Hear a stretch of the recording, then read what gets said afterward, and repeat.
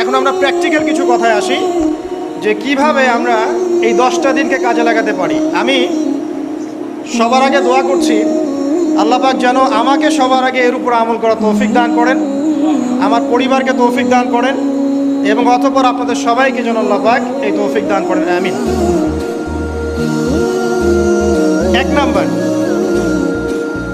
যদিও কাজটা খুব ডিফিকাল্ট এবং এই যুগে এই জেনারেশনের জন্য কাজটা অনেক বেশি ডিফিকাল্ট, অলমোস্ট ইম্পসিবলের মতো, সেটা হচ্ছে এশার নামাজের পরপর ঘুমিয়ে যাওয়া,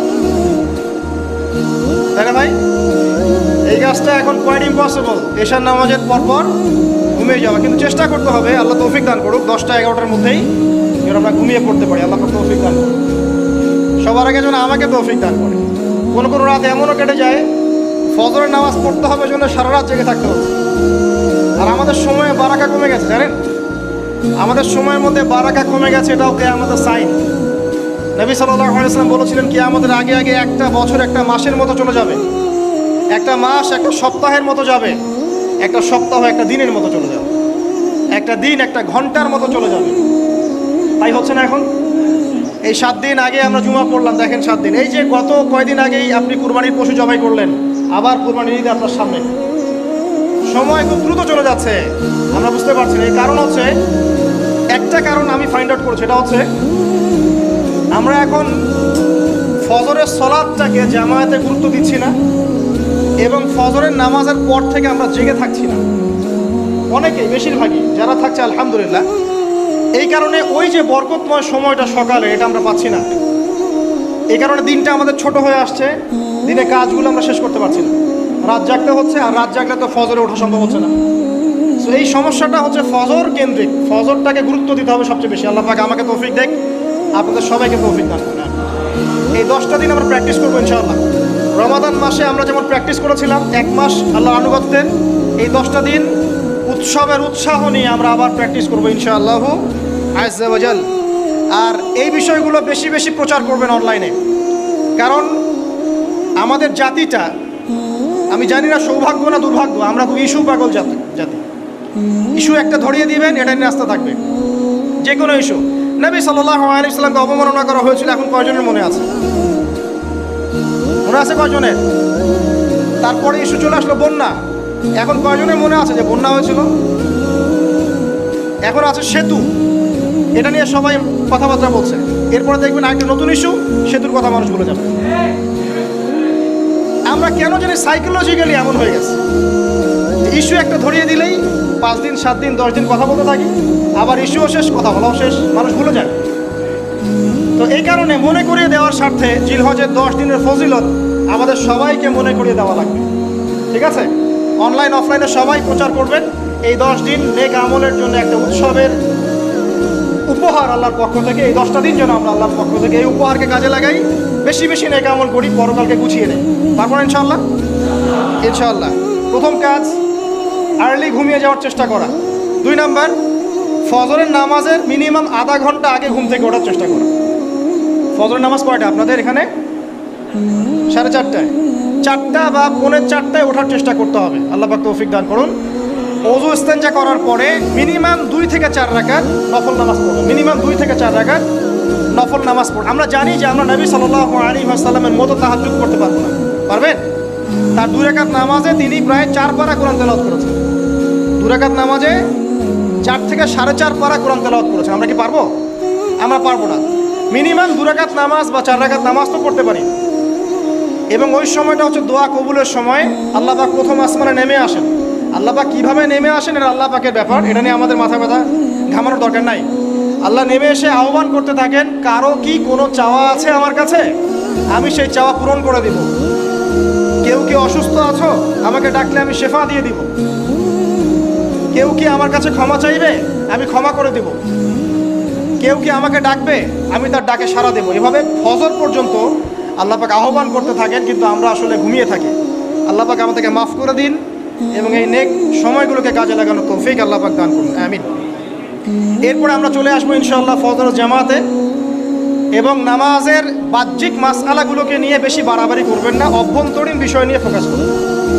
বাহ্যিক মাসআলা নিয়ে আমরা যথেষ্ট বাড়াবাড়ি করেছি, অভ্যন্তরীণ যে বিষয়টা আছে, নামাজের আধ্যাত্মিকত্ব, নামাজের রুহানিয়াত, নামাজের মারেফত, আল্লাহকে পাওয়া, নামাজের আত্মশুদ্ধি, ইহসান, এটা নিয়ে বেশি ফোকাস করে। আমরা তর্ক করি হাত বাঁধা নিয়ে, তাই না? হাত বাঁধা নিয়ে, রফুল ইয়াদায় নিয়ে, আমিন নিয়ে, এগুলো নিয়ে আমরা তর্ক করি। কয়জন তর্ক করেছি যে নামাজে কতটুকু মনোযোগ থাকলো তাই নিয়ে? কোনটা বেশি ইম্পর্টেন্ট? নামাজ যদি মনোযোগই না থাকে, আমার হাত বাঁধা দিয়ে আল্লাহ পাক যা আসে নাকি? একটা বাহ্যিক আমল করেছি, আল্লাহ পাক নেকি দিবেন, ঠিক আছে ইনশাআল্লাহ। নামাজের ইহসানটা সবচেয়ে বেশি গুরুত্বপূর্ণ নয় কি? ফাওয়াইলুল লিল মুসাল্লিন আল্লাযীনা হুম আন সালাতিহিম সাহুন, যারা নামাজ সম্পর্কে উদাসীন। তো নামাজে দাঁড়িয়ে যদি আমি সারা দুনিয়ার বিষয় চিন্তা করতে শুরু করি, তাহলে আমার হাত কোথায় বাঁধলাম এটা কি আল্লাহ পাক দেখবেন? আল্লাহ পাক আমাদেরকে বোঝার তৌফিক দান করছে। মূল বিষয় কোনটা সেটা নিয়ে ফোকাস করি। আমরা মুসলিমরা জাতি হিসাবে এখন মূল বিষয়গুলোকে বাদ দিয়ে গৌণ বিষয় নিয়ে বেশি ফোকাস করি। এটা আমাদের অধঃপতনের অন্যতম একটা কারণ। আল্লাহ পাক আমাদেরকে বোঝার তৌফিক দান করুন, আমিন। জামাতে নামাজ পড়া পড়ে আপনারা চলে যাবেন না হুট করে, এখানে বসে থাকবেন, বসে বসে তাসবিহ তাহলিল করবেন, জিকির আজকার করবেন। খুব কমন তাসবিহ আছে কিছু, আয়াতুল কুরসি পড়বেন একবার, সূরা ফালাক, ইখলাস, নাস 3 বার করে পড়বেন। তারপরে আল্লাহুম্মা আনতাস সালাম ওয়া মিনকাস সালাম তাবারাকতা ইয়া যাল জালালি ওয়াল ইকরাম পড়বেন। আল্লাহুম্মা আইন্নি আলা যিকরিক ওয়া শুকরিকা ওয়া হুসনি ইবাদাতিক পড়বেন। আল্লাহুম্মা ইন্না নাসআলুকা ইলমান নাফিআন ওয়া আমালান মুতাকাব্বালান ওয়া রিজকান তাইয়্যিবা, এটা পড়বেন। দরুদ শরীফ পড়বেন 10 বার। তারপরে পড়বেন রাদিতু বিল্লাহি রাব্বান ওয়া বিল ইসলামি দীনান ওয়া বি মুহাম্মাদিন নাবিয়্যা 3 বার। হাসবি আল্লাহ লা ইলাহা ইল্লা হু আলাইহি তাওয়াক্কালতু ওয়া হুয়া রাব্বুল আরশিল আযীম 7 বার। সুবহানাল্লাহি ওয়া বিহামদিহি আদাদা খালকিহি ওয়া রিদা নাফসিহি ওয়া জিনাতা আরশিহি ওয়া মিদাদা কালিমাতিহি 3 বার। তারপরে আর অনেক আছে, বলতে গেলে আসলে সময় শেষ হয়ে যাবে। আমি একটা বইয়ের নাম বলে দিই, এই বইয়ের মধ্যে সব পাবেন, ঠিক আছে? বইটার নাম হচ্ছে হিসনুল মুসলিম। কি নাম? হিসনুল মুসলিম। অ্যাপসও আছে, পকেটে অ্যাপস রাখতে পারেন, পকেট সাইজ বই পাওয়া যায়, পকেটে রাখতে পারেন। নামাজের পরে খুলে খুলে পড়বেন। এগুলো করতে গিয়ে আপনাকে কেউ বাধা দিবে? এগুলো করলে কি আপনি সন্ত্রাসী হয়ে যাবেন, মৌলবাদী হয়ে যাবেন, জঙ্গি হয়ে যাবেন? এই আমলগুলো করবেন, ছাড়বেন না, ঠিক আছে? আমল ছাড়বেন না। আমল সেই জিন্দেহি বানতা, একটা কথা আছে, আমল দিয়েই জীবন গঠিত হয়, জীবন গড়ে। আল্লাহ পাক তৌফিক এনায়েত করুন। আরেকটা কথা বলি, ফজরের নামাজের পরে চেষ্টা করেন আধা ঘন্টা থেকে 1 ঘন্টা কোরআন তেলাওয়াত করার জন্য। পারা যাবে ভাই ইনশাআল্লাহ? আবার বলছি, প্রত্যেক হরফে 10 নেকি পাবেন ইনশাআল্লাহ। কোরআন তেলাওয়াত করলে, অর্থ না বুঝেও যদি তেলাওয়াত করেন, প্রত্যেক হরফে 10 নেকি পাবেন ইনশাআল্লাহ। কিন্তু অর্থ না বুঝলে কোরআনের হক আদায় হয় না। আবারও বলছি, আমি যা বলেছি সেটা বলতে আমি দ্বিধা করছি না। আমি বলছি কোরআন তেলাওয়াত করলে প্রত্যেক হরফে আপনি 10 নেকি করে পাবেন। বোঝেন আর নাই বোঝেন, তাফসির বোঝেন আর নাই বোঝেন, অর্থ বোঝেন আর নাই বোঝেন, প্রত্যেক হরফে কি পাবেন? 10 নেকি পাবেন। কিন্তু অর্থ না বুঝলে, অনুধাবন না করলে কোরআন নাজিলের মূল হক আদায় হবে না। কোরআন নাজিল হয়েছে তাদাব্বুরের জন্য, গবেষণার জন্য, কোরআন কেন্দ্রিক জীবন গড়ার জন্য। যদি অর্থ না বোঝেন, কেমন করে জীবন গড়বেন? আর যতটুকু বুঝবো আলহামদুলিল্লাহ, যেটা বুঝবো না ওলামায়ে কেরামের কাছে যাবো, জিজ্ঞাসা করবো, জেনে নিব, সিম্পল। আমি তো সব বুঝবো না, বুঝবো? আমি তো সব বুঝতে পারবো না। যেটা বুঝবো না আলেমদের কাছে জিজ্ঞাসা করে নেব। কোরআন তেলাওয়াত করুন। এরপর চলে আসেন, যদি পসিবল হয়, ফজরের পর জিকির আজকার করার পর তিলাওয়াত করলেন, এরপর চলে গেলেন, যাওয়ার আগে, মসজিদ থেকে যাওয়ার আগে আপনি অন্তত 2টা রাকাত এই ইশরাকের নামাজ পড়ুন। কিসের নামাজ? ইশরাক। নবীজি বলেছেন, কেউ যদি ফজরের নামাজ জামাতে পড়ে, তারপরে সালাম ফিরানোর পর ওই জায়গাতেই বসে থাকে এবং জিকির আজকার করতে থাকে, সুবহানাল্লাহ 100 বার পড়লো, আস্তাগফিরুল্লাহ 100 বার পড়লো, ঠিক আছে? লা ইলাহা ইল্লাল্লাহ ওয়াহদাহু লা শারীকা লাহ লাহুল মুলক ওয়া লাহুল হামদ ওয়া হুয়া আলা কুল্লি শাইইন কাদির, এগুলো পড়লো। তারপরে ধরেন দরুদ শরীফ পড়লো ইত্যাদি। জিকির আজকার শেষ করে সূর্য উঠে যাওয়ার পরে সে যদি 2 রাকাত নামাজ পড়ে, মাত্র 2 রাকাত, সে ফিরে যাবে একটা কবুল হজ, একটা কবুল ওমরার নেকি নিয়ে ফিরবে ইনশাআল্লাহ। আরেকটা নামাজ আছে, যদি পসিবল হয় পড়তে পারেন, 8টা থেকে 10টার মধ্যে পড়ে ফেললে ভালো, এরপরে সূর্য উঠে যায়, সূর্য গরম হয়ে যায়। সেটা হলো আপনার এই চাশতের নামাজ, যেটাকে আমরা বলি সলাতুদ দুহা, চাশতের নামাজ। আমরা অনেকে রিজিকের সমস্যায় ভুগি না? দারিদ্রতা, রিজিকের সমস্যা, আমাদের অভাব, এই সমস্যা আছে না? চাশতের নামাজ যে ব্যক্তি নিয়মিত পড়বে তাকে 2টা ফজিলত দেওয়া হয়। কয়টা ফজিলত? চাশতের নামাজ যে ব্যক্তি নিয়মিত পড়ে তার 2টা স্পেশাল ফজিলত। এক, তাকে দ্বীনের জ্ঞান দেওয়া হবে, ইলম মুখস্থ ক্ষমতা দেওয়া হবে। আপনি হিফজ ক্ষমতা বেড়ে যাবে, কোরআন সুন্নাহ মুখস্থ রাখতে পারবেন ভালো ইনশাআল্লাহ, আল্লাহর পক্ষ থেকে বুঝ দেওয়া হবে।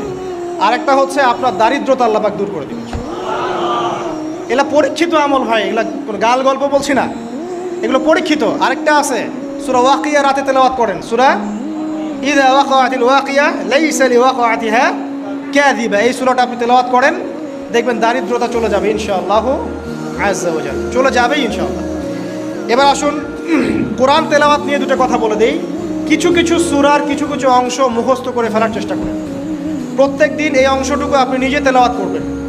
ফর এক্সাম্পল, সূরা বাকারার প্রথম 5টা আয়াত, তারপরে আয়াতুল কুরসি 255 নম্বর আয়াত, সূরা বাকারার শেষের 3টে আয়াত, সূরাতুল আলে ইমরান শেষের 10 আয়াত, সূরা কাহফ প্রথম 10 শেষের 10, সূরা মুমিনুন শেষের 5-7টা আয়াত, সূরা তাওবার শেষ পৃষ্ঠা, সূরা আহজাবের শেষ পৃষ্ঠা, সূরা ফালাক, সূরা নাস, সূরা ইখলাস, সূরা কাফিরুন, সূরা জিন এর প্রথম 10টা-20টা আয়াত, এছাড়া আরও সূরা হাশর শেষের 5-7টা আয়াত। এগুলো মুখস্থ করে ফেলেন, প্রতিদিন এগুলো আপনি চর্চা করবেন, পারবেন ইনশাআল্লাহ। প্রত্যেক দিন যদি কোরআন তেলাওয়াত করেন একটা নেকি আছে, একটা ফজিলত স্পেশাল, সেটা হলো কোরআন কিয়ামতের মাঠে আপনার পক্ষে সুপারিশ করবে। আর কোরআন যার পক্ষে সুপারিশ করবে ইনশাআল্লাহ তাআলা সে জান্নাতে চলে যাবেই ইনশাআল্লাহ। আর কোরআন যার বিপক্ষে সুপারিশ করবে তার কি জান্নাতে যাওয়ার কোনো সুযোগ আছে ভাই? আল্লাহ বোঝার তৌফিক দেখ, আমিন। চাষতের পরে ঈদ এশা এগুলো আমরা জামায়াতে আদায় করার চেষ্টা করবো ইনশাআল্লাহ আযজা ওয়া জাল্লা। আল্লাহ পাক আমাদের সবাইকে তৌফিক দান করুন। আজকে জুমার নামাজে আমরা যেমন সবাই এসেছি, একইভাবে যেন আসর মাগরিব এশাতেও সবাই আসতে পারি, এই নিয়াত আমরা পাকাপোক্ত করি। যদি জামাত না পান, ঘুমিয়ে থাকেন বা ভুলে যান, যখনই ঘুম থেকে উঠবেন তখনই নামাজ, যখনই ঘুম থেকে উঠবেন তখনই নামাজ। যদি ভুলে যান, মনে হবে তখনই নামাজ। ঘুমিয়েছিলেন, ফজর হয়ে গেছে, 8টা বেজে গেছে, উঠবেন, আগে ফজরের নামাজ কাজা করবেন, তারপরে অন্য কিছু ছাড়ার কোনো অবকাশ নাই। মান তারাকা সালাতান মুতাআম্মিদান ফাকাদ কাফার, একটা হাদিসে নবীজি বলেছেন, যে ব্যক্তি নামাজ ইচ্ছাকৃতভাবে ইচ্ছা করে ছেড়ে দিল, ইচ্ছা হইলো পড়লাম, ইচ্ছা হইলো পড়লাম না, ফাকাদ কাফার, সে ব্যক্তি কুফরি করল। বাইনাল আবদি ওয়া বাইনাশ শিরকি ওয়াল কুফরি তারকুস সালাহ, একজন আল্লাহর বান্দা আর একজন মুমিন মুসলিম এর মধ্যে পার্থক্যই হচ্ছে নামাজ। এমন হাদিস আছে যে প্রচণ্ড রকম জালেম ফেরাউনের মতো শাসক সম্পর্কে সাহাবীরা জিজ্ঞাসা করেছিলেন, যদি এরকম জুলুম হয় ইয়া রাসূলুল্লাহ, আমরা কি করব? আমরা কি প্রতিহত করব না? নবীজি বলেছেন, ইল্লা মা সাল্লাউ, না, যতক্ষণ তারা সালাত আদায় করে ততক্ষণ তাদের বিরুদ্ধে যেও না। তার মানে নামাজ নাই, ইসলামের খাতায় নাম নাই। অতএব নামাজ কাজা হয়ে গেলেও কাজা করবেন, ভুলে গেলেও নামাজ আদায় করবেন। যদি জামাত না পান বাসায় পড়বেন, যদি পসিবল হয় মসজিদে জামাত শেষ হয়ে গেছে বাসায় জামাত করে পড়বেন, নামাজের কোনো মাফ আল্লাহ পাক তৌফিক দান করুন, আমিন। এরপরে আসেন, 2টা নামাজ আছে এটা আমরা পড়ি না, বা অনেকে পড়ি অনেকে অবহেলা করি, কিন্তু এটা বড় ফজিলত আছে, বলবো। বেলাল রাদিয়াল্লাহু আনহু নাম শুনেছেন? যখনই নবী সাল্লাল্লাহু আলাইহি ওয়াসাল্লাম জান্নাতে যেতেন, মানে জান্নাত আল্লাহ পাক তাকে দেখাতেন, তখনই তিনি তার বেলাল রাদিয়াল্লাহু আনহুর পায়ের শব্দ শুনতে পারতেন। বেলাল রাদিয়াল্লাহু আনহুর পায়ের শব্দ তিনি শুনতে পারতেন। আর একজন যোগ্য নেতা যিনি, তিনি তার অনুসারীর পায়ের শব্দও চিনেন। কথা বুঝতে পারছেন? আচ্ছা, গলার ভয়েসও চিনেন। তো বেলাল রাদিয়াল্লাহু আনহুকে তিনি জিজ্ঞাসা করলেন, ইয়া হে বেলাল, তুমি কি এমন আমল করো যার ফলশ্রুতিতে তুমি জান্নাতে আমার সামনে সামনে হাঁটছো? সুবহানাল্লাহ। কোন বেলাল? যিনি একজন কৃতদাস ছিলেন, নিগ্রো, কালো, দেখতে হয়তো আপনার আমার মতো সুন্দর না, তাই না? আফ্রিকান মানুষ, যাকে ওই যে রোদের মধ্যে শুয়ে পিটানো হয়েছিল, হয়নি? সেই বেলাল রাদিয়াল্লাহু আনহু, সুবহানাল্লাহ। তখন তিনি বলছেন, ইয়া রাসূলুল্লাহ, আমি তো এমন কোনো আমল করি না, আপনারা যা করেন তাই করি, তবে যখনই আমার অজু ছুটে যায়, অজু ভেঙে যায়, আমি তখনই অজু করি, আর সেই অজু দিয়ে আমি 2 রাকাত নামাজ পড়ি। এই নামাজটাকে কি বলে? তাহিয়াতুল ওযু।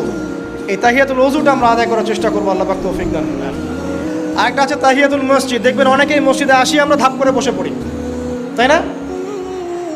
আসলে কিন্তু মসজিদে এসে 2 রাকাত নামাজ পড়ে বসা সুন্নাত। মসজিদে একটা হক আছে, মসজিদে আসলেন, 2 রাকাত নামাজ পড়লেন, সংক্ষিপ্ত আকারে পড়লেন, পড়ে বসবেন, এটা করা উচিত। আল্লাহ পাক তৌফিক ইনায়াত করুন, আমিন। এরপরে আসেন, এই 10 দিন কি করব আমরা? এগুলোর পাশাপাশি বেশি বেশি তাকবীর দিবেন। তাকবীর মানে আল্লাহু আকবার, আল্লাহু আকবার, লা ইলাহা ইল্লাল্লাহ, আল্লাহু আকবার, আল্লাহু আকবার, ওয়ালিল্লাহিল হামদ। সাহাবীদের মধ্যে আবু হুরায়রা রাদিয়াল্লাহু আনহু, আব্দুল্লাহ ইবনে আব্বাস, আব্দুল্লাহ বিন ওমর, এই বিখ্যাত সাহাবীরা যখন এই 10 দিনে উপস্থিত হতেন, তারা বাজারে গেলেও তারা বাজারে গিয়ে তাকবীর দিতেন জোরে জোরে। অন্য সবাই শুনে সবাই তাকবীর দিত, তাহলে সমস্বরে তাকবীর হতো। এই সুন্নাহটা চালু করা যেতে পারে। আল্লাহ পাক আমরা সবাইকে তাকবীর দেওয়ার তৌফিক দান করুন, আমিন। এরপর এই 10 দিন আমরা বেশি বেশি যে কাজটা করার চেষ্টা করবো সেটা হলো তওবা। বেশি থেকে বেশি তওবা করার চেষ্টা করা উচিত। আর তওবা মানে শুধু আস্তাগফিরুল্লাহ ওয়া আতুবু ইলাইহি পড়া নয়। তওবার 2টো ভাগ আছে। কবিরা গুনার জন্য একরকম তওবা, আর সগীরা গুনাহ এমনি এমনি মাফ হয়ে যায়। সগীরা গুনার জন্য একটা সগীরা গুনাহ হয়েছে, আপনি একটা ভালো কাজ করলেন, আগের গুনাহ মাফ। একটা গুনাহ হয়েছে, আপনি ওযু করলেন, চোখের হাতের সব গুনাহ মাফ। একটা গুনাহ হয়েছে, আপনি সদকা করলেন, গুনাহ মাফ। মানে গুনাহ মাফের অনেক সুযোগ আছে, কিন্তু কবিরা গুনাহ মাফের শর্ত আছে। শর্ত কি? 1 নাম্বার, পাক্কা নিয়াত করা যে আর কোনোদিন এই কাজটা করবো না ইনশাআল্লাহ। 2 নাম্বার, ইচ্ছা করে ওই পাপে আর লিপ্ত না হওয়া। এবং 3 নাম্বার, নিজে এই পাপের জন্য কান্নাকাটি করা, অনুতপ্ত থাকা, তাহলে ইনশাআল্লাহ মাফ হয়ে যাবে। আরেকটা শর্ত আছে, যদি পাপটা অন্য কারোর সাথে সম্পৃক্ত হয়, যেমন ধরেন কারো টাকা মেরে দিয়েছেন, টাকা শোধ করেন নাই, যেটা আমাদের সমাজের ট্রেডিশন হয়ে গেছে এখন। জমি মেরে দিয়েছেন, শোধ করছেন না, মান সম্মানের হানি করছেন, মিথ্যা অপবাদ দিচ্ছেন, হ্যাঁ, এক কথায় মানুষের সাথে সম্পৃক্ত হক, মানুষের ক্ষতি করেছেন আপনি, তখন কি করতে হবে? তখন ওই মানুষের কাছে গিয়ে ক্ষমা নিতে হবে। খুব ডিফিকাল্ট, এবং এটার জন্য একটা বড় মনের দরকার আছে, মনের স্বচ্ছতার দরকার আছে। ভাই, আমি তোমার টাকা ধার নিয়েছিলাম, দেই নাই, এই নাও টাকা, শোধ করে দিলাম। ভাই, আমি তোমাকে ভালো মন্দ বলেছিলাম, তোমার গীবত করেছি, আল্লাহ তোমাকে মাফ করে দেয়, তুমি আমাকে মাফ করে দাও। খুব ডিফিকাল্ট না এগুলা করতে হলে বড় মন লাগবে। আর যদি এগুলো আমরা না করতে পারি তাহলে সমস্যা আছে। কিয়ামতের মাঠে আল্লাহ পাক ধরবেন, এবং যারা হকগ্রস্ত এদেরকে দাঁড় করাবেন। কিয়ামতের মাঠে নিজের নেকি তাকে দিয়ে ঋণ শোধ করতে হবে, অথবা তার গুনাহ নিজের আমল নামে নিয়ে ঋণ শোধ করতে হবে। কোনটা বেটার বলেন? দুনিয়াতে ছোট হওয়া না পরকালে ছোট হওয়া? তাই আমরা সবাই সবার কাছে মাফ চেয়ে নেই যে আল্লাহ পাক আমরা সবাইকে মাফ করে দেখ। যদি আমি আপনাকে কষ্ট দিই, আপনি আমাকে মাফ করে দেন। যদি আপনি আমাকে কষ্ট দিয়ে থাকেন, আমি আপনাকে মাফ করে দিলাম। এই বিষয়ে চলে আসেন। আল্লাহ পাক তৌফিক দান করুন, আমিন।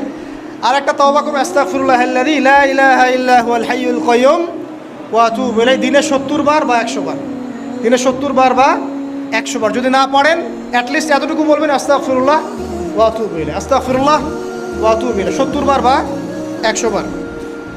এরপরে আসেন, এই 10 দিনের অন্যতম একটা আমল হতে পারে সওম রাখা। যদি পারি এই 10টা দিন সওম রাখবো। যারা পারছি না, মিনিমাম 3টা 4টা 5টা অ্যাটলিস্ট রাখবো। আর যারা সেটাও পারছি না, কমপক্ষে আরাফার দিনের সিয়ামটা যেন মিস না যায়। ঠিক আছে? আরাফার দিনের সওম যেন মিস না যায়। আল্লাহ পাক তৌফিক ইনায়াত করুন সবাইকে, আমিন। আরাফার দিনের সওম বিগত 1 বছর, আগামী 1 বছরের গুনাহ মাফের কারণ হয়ে যাবে ইনশাআল্লাহ। যত গুনাহ আমরা করেছি 1 বছরে, আরাফার সওম রাখলে সমস্ত গুনাহ মাফ হয়ে যাবে। একটা হাদিসে পড়েছিলাম, ইবলিস আরাফার দিনে সবচাইতে বেশি অনুতপ্ত হয়, মানে হতাশায় ভোগে। একটু আগে বললাম না, ইবলিস আমাদের প্রতিবন্ধকতা, সে সবচেয়ে বেশি হতাশায় ভোগে আরাফার দিনে। আরাফার দিনে আল্লাহ পাক কাছাকাছি চলে আসেন, রহমত নাজিল হতে থাকে, সেটা দেখতে পারে। এবং আরাফার দিনে আল্লাহ পাক যত মানুষকে মাফ করে দেন এবং জাহান্নাম থেকে মুক্তি দেন, তা অন্য কোনো দিনে করেন না। অগণিত অসংখ্য মানুষকে আল্লাহ পাক আরাফার দিনে মাফ করে দেবেন ইনশাআল্লাহ। অতএব এই দিন সওম রাখতে হবে। কারা সওম রাখবে? যারা হজ করছে না তারা রাখবে, মানে আমরা যারা হজ করতে যেতে পারিনি এবার, তারা রাখবো ইনশাআল্লাহ তাআলা। এছাড়া বেশি বেশি সওম রাখার চেষ্টা করা উচিত এই 10 দিন। ফজিলত একটা হাদিস একটু আগে বলেছি, একটা সওম আপনার কি হবে? 1 বছর সওমের নেকি পাওয়া যাবে ইনশাআল্লাহ তাআলা। হজ এবং উমরা করা, যারা এই 10 দিনে হজ উমরা সুযোগ পেয়েছে, তারা আল্লাহ পাকের মেহমান। আমরা দোয়া করবো আল্লাহ পাক তাদের সবাইকে সুস্থতার সাথে হজ করা তৌফিক দান করুন, এবং আমাদেরকেও জীবনে অন্তত একটাবার হলেও মাকবুল হজ করা তৌফিক আল্লাহ পাক দান করুন, আমিন। এবং একটা হাদিস এসেছে, যে ব্যক্তি বিশুদ্ধভাবে হজ করতে পারে, মাকবুল হজ, মাবরুর হজ, সেই ব্যক্তি ওই দিনের মতো নিষ্পাপ হয়ে যাবে যেদিন তার মা তাকে প্রসব করেছিল। সুবহানাল্লাহ। আরও একটা কাজ আছে এই 10 দিনে, সেটা হলো ঈদুল আজহা এবং কোরবানি। ইনশাআল্লাহ তাআলা নেক্সট যে খুতবা আসবে সেই খুতবায় আমরা কোরবানি, এর মর্ম, এর গভীরতা, এর শিক্ষা নিয়ে আলোচনা করবো ইনশাআল্লাহ। তবে কোরবানির সামনে আছে, এই 10 দিনের মধ্যে আমরা পশু কিনবো। পশু কেনার সময় আপনি আপনার সামর্থ্যের সেরাটা কিনবেন এবং পশুকে কেন্দ্র করে কোনো রকম শো অফ করবেন না। আমারটা 1,60,000, আমারটা 1,80,000, কত ভাই এত, গলায় লটকিয়ে দেওয়া, এইসব কাজ করতে যাবেন না, ঠিক আছে? কিন্তু পশুকে আপনি মহব্বত করবেন, পশুকে নিজ হাতে খাওয়াবেন, পানি পান করাবেন, যাতে তার প্রতি আপনার মহব্বত সৃষ্টি হয়। এবং এই মহব্বতের প্রাণীটাকে আপনাকে কুরবানি দিতে হবে। মনে রাখবেন, যিনি কুরবানি দিচ্ছেন তিনি যেন একজন ইসমাইল আলাইহিস সালাম, যাকে কুরবানি দেওয়া হচ্ছে সে যেন যিনি কুরবানি দিচ্ছেন তিনি যেন একজন ইব্রাহিম আলাইহিস সালাম, আর যাকে কুরবানি দেওয়া হচ্ছে সে যেন একটা ইসমাইল আলাইহিস সালাম। সবচেয়ে প্রিয় বস্তুটাকে কুরবানি করতে হবে। এই জন্যে আপনি আপনার সামর্থ্যের সেরাটা কিনবেন। এখানে অনেক মাসআলা আছে, আমি মাসআলাগুলো দিতে যাচ্ছি না। অনেক বড় বড় আলেম ওলামা আছেন, তাদের শরণাপন্ন হয়ে আপনারা এগুলোর মাসআলা নিয়ে নেবেন, ঠিক আছে? তবে আমি একটা বিষয় বলবো খালি, কুরবানিকে কেন্দ্র করে কোনো রকম রিয়া, অহংকার, লোক দেখানো কাজ করতে যাবেন এবং পরিবেশ দূষণ হয় এমন কোনো কাজ করতে যাবেন। জাস্ট ইসলামের সৌন্দর্য ফুটিয়ে তুলবেন, এর যে হক, মিসকিনের হক, আত্মীয়দের হক, এটা ঠিকঠাক মতো আদায় করবেন। এখানকার গোশত, রক্ত, মাংস কোনো কিছু আল্লাহর কাছে যাবে না, শুধুমাত্র আমার বিশুদ্ধ ইখলাসটাই আল্লাহর কাছে যাবে। অতএব এটা মনে রেখে কুরবানি করা উচিত। আল্লাহ পাক তৌফিক ইনায়াত করুন, আমিন। ইনশাআল্লাহ কুরবানির গভীর শিক্ষা সম্পর্কে আগামী জুমায় কথা হবে। আর সর্বশেষ কথা হলো যে এই কাজগুলো, কোরবানি বলেন, এই যে নামাজ, তাসবিহ, তাহলিল, কোরআন তেলাওয়াত, তাওবা, তাকবীর, সওম, এই যে কাজগুলো, এই কাজগুলো পারিবারিকভাবে এবং সামাজিকভাবে করার চেষ্টা করে, তাহলে ইসলামের সংস্কৃতি, হৃদ্যতা, ভালোবাসা ফুটে উঠবে। ইসলামের সৌন্দর্য অমুসলিমদের কাছে পরিস্ফুটিত হবে। ইনশাআল্লাহ দেখবেন এই সৌন্দর্য দেখে তারা ইসলামের পথে ফিরে আসবে ইনশাআল্লাহ। এবং আল্লাহ রাব্বুল আলামিন এই সুযোগটা কাজে লাগিয়ে আমরা যেন আমাদের বিগত গুনাহগুলো মাফ করিয়ে নিতে পারি, বেশি বেশি নেক আমল করতে পারি, এই 10টা দিন কাজে লাগাতে পারি। আল্লাহ পাক আমাদের সবাইকে সে তৌফিক ইনায়াত করুন, আমিন। আকুলু কওলি হাযা আস্তাগফিরুল্লাহ লি ওয়া লাকুম ওয়া লিসাইরিল মুসলিমিন। বারাকাল্লাহু লানা ওয়া লাকুম বিল আয়াতিল হাকীম। ইন্নাহু তাআলা জাওয়াদুন কারীমুন রাউফুর রহিম। সুবহানাকাল্লাহুম্মা ওয়া বিহামদিক, আশহাদু আল্লা ইলাহা ইল্লা আনতা, আস্তাগফিরুকা ওয়া আতুবু ইলাইক। আসসালামু আলাইকুম ওয়া রাহমাতুল্লাহি ওয়া বারাকাতুহু।